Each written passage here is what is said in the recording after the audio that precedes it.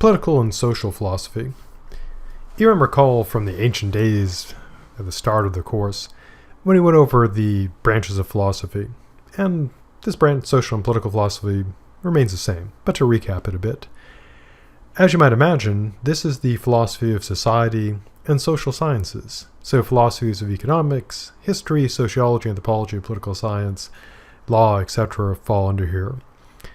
More specifically, political philosophy itself focuses on the study of the nature and justification of coercive institutions, because, politics is all about coercion. There's also philosophy of law, which deals with the study of the nature and justification of law. Now, there are many classic problems in social philosophy. Some of them, but clearly not all, include these. One is, and a very basic one, is the problem of the state, which raises the question, what is the basis, if any, of the authority of the state? To use a current example, there are, of course, police, and they carry, guns and badges, and they go around and arresting people, occasionally killing people, which generally not supposed to do in most cases. Now, a good question is what gives the police their authority to do that? Because let's compare this to, there's a zone in Seattle which the people have gone, essentially driven out the police and taken over this area, and they're claiming authority over it. And so, as you might imagine, some people are saying, well, they have no authority to do that. This is, they have no right to do this. But it raises the question, what's the difference between the two? Where does the authority come from? So if you think about the police, where do the police get their authority? Well, the obvious thing is they got a gun, but anybody can have a gun. Okay, that's not really authority. That just means you got a gun. And there are some thinkers like who do say that that's all there is to it. Something like the uniform or the badge or the law is just, make believe. And the gun is the real thing. We're just kind of pretending about the rest. But from a moral standpoint, what would be the justification for that authority? Well, the police, of course, are supposed to be given their authority by a political authority. So, for example, a university, they often have their own police, or, a town gives them their authority.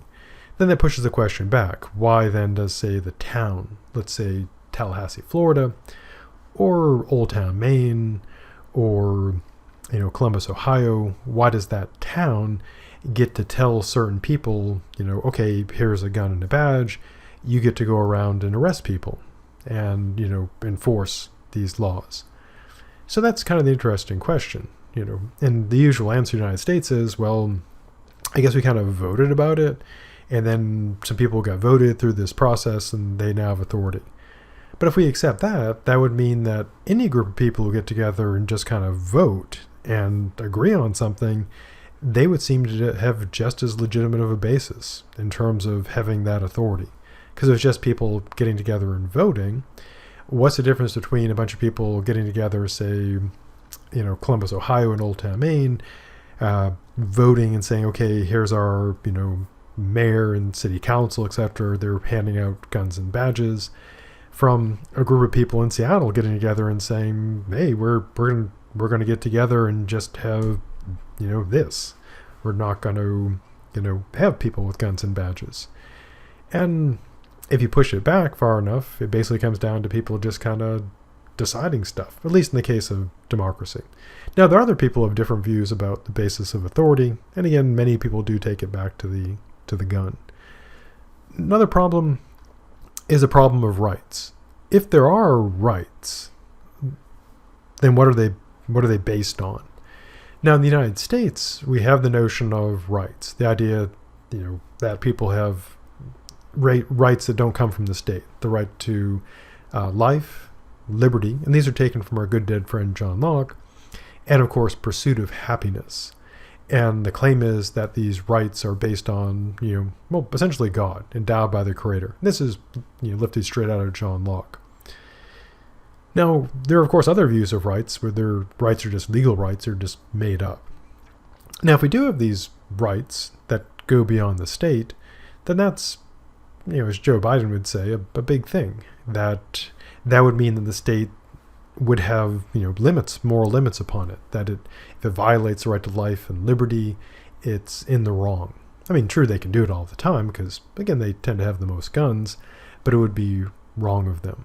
And so it's a very important question in political and social philosophy. Do we have rights? And if so, what are they based on? And this also segues into the problem of law. What should our laws be? Big question, huge question. And what should the laws be based on? And there are many different answers people give. Some say we're just making stuff up, it doesn't matter. Some say that it should be based on religion. For example, our good friend Sarah Palin, she had that view explicitly. Also, the folks in Al-Qaeda and the Taliban also have that view. I mean, Sarah Palin obviously disagrees with the Taliban about, which particular religion is correct. But if you look at, their views, if you say that laws should be based on religion, that's a view put forth by Christian thinkers, some in America, and some Islamic thinkers, including people in Al-Qaeda and I guess what's left of ISIS.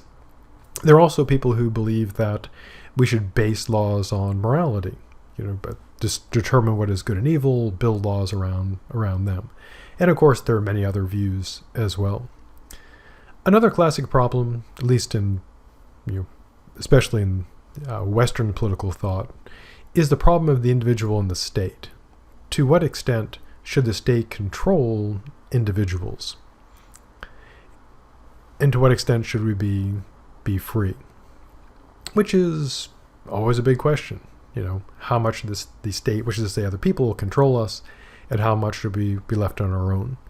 There's also the problem of liberty and security, which is a classic problem and one of special importance in the United States because we're always trying to, like many other countries, really focusing on supposedly increasing our security in light of things like 9/11, etc.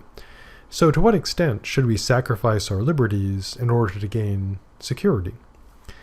Now, there are, of course, many questions in social philosophy. I've raised some of them, and others include things like what are rights, what is justice, what is the ideal society, what justifies laws, what is the basis of political authority, should limits be placed on the power of the state, and pretty much any question about, philosophy in the context of politics, law, etc., would fall under political and social philosophy.